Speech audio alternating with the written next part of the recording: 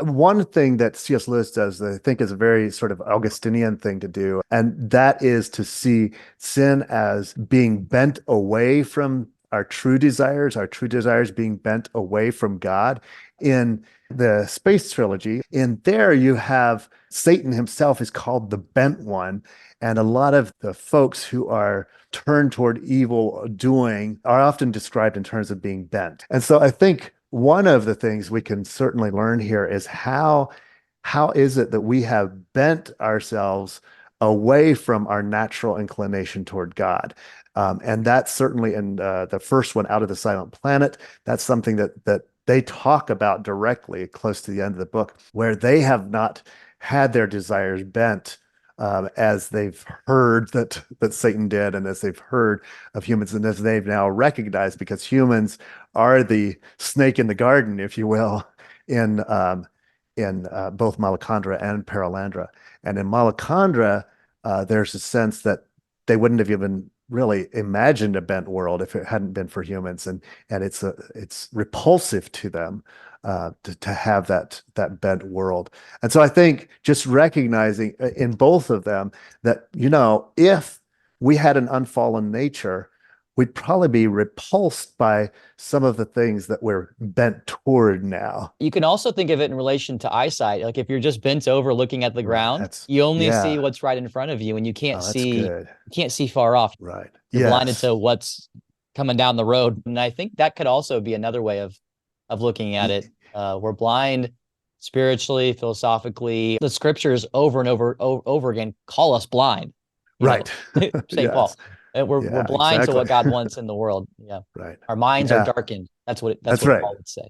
Yeah, and I think there's a picture of Weston. I can't remember if it's in Out of the Silent Planet or in Paralandra, but in one of those, Weston is bent over his papers repeatedly, and it's that very thing of he's only focused on what's on his paper, and it's like he's blind to all the other things that are going on, and even the angels or spirits that are in Paraland or in Malacandra, especially there, he almost catches a glimpse of them sometimes, and then he's like, "Oh no, that was a figment of my Mhm. imagination."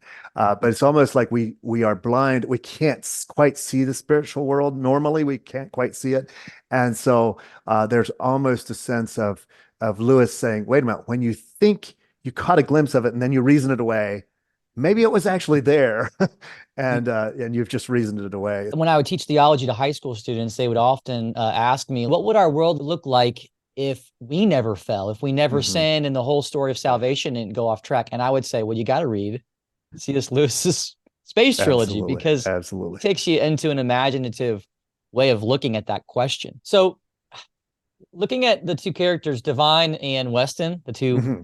two bad characters. It seems Right. Divine almost seems like he cares more about animal desires, which Lewis calls that's bad, but it's not the worst kind of evil. Right. Where Yeah. you're wanting resources, you're wanting food, you're Right. trying to please your glands. Right. It's relation to sins related to like sex and food and desires and Right. all that. Right. It almost seems like he represents that, but then Weston is more captivated by ideas, Hmm. Right. That's which correct. when Hmm. our evil descends into ideas, and into pride, it can become a demonic type of That's right. evil, a lot Yeah. more of a uncontrollable Right. type of evil that destroys and distorts and manipulates creation. It seems like for Weston, this becomes complete when he arrives to like Paralandra Hmm. in Right. that story. I mean, the Yeah. demonic Right. overwhelms him. This evil Hmm. becomes completely unleashed to him, and Right. he's no Yeah. longer a materialist anymore. In Right. that, it reminds me of some of the church fathers how they describe how hell is really just a deeper and deeper descent of fragmentation and lostness. How does that happen to Weston, and then how does that relate to deeper angelic and demonic forces being Right. made more available and seen on Paralandra? So Weston is not the same kind of character as Divine, and in part because he is idealistic, which often is a good thing. But in Weston, it leaves him open because he is determined not to accept any kind of spiritual understanding. But it leaves him actually, ironically, vulnerable to attack in that realm because he's so blinded to it. He's determined it doesn't exist. And in a sense, that leaves him more open to it than if he just kind of, lived by his animal impulses and was neither here nor there about it. But because of his idealism, he has to have it all figured out, and he realizes much more how he has to how would you say he has to choose against certain interpretations, the spiritual insights. He has to choose against that.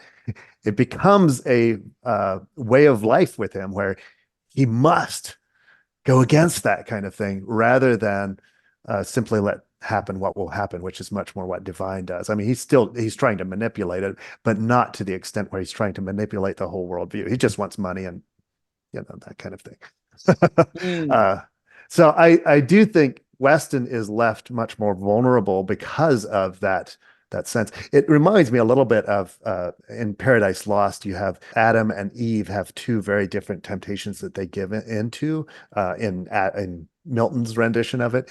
And so Adam is much more like uh, Weston in the sense that he knows kind of what he's going against, and he chooses it anyway.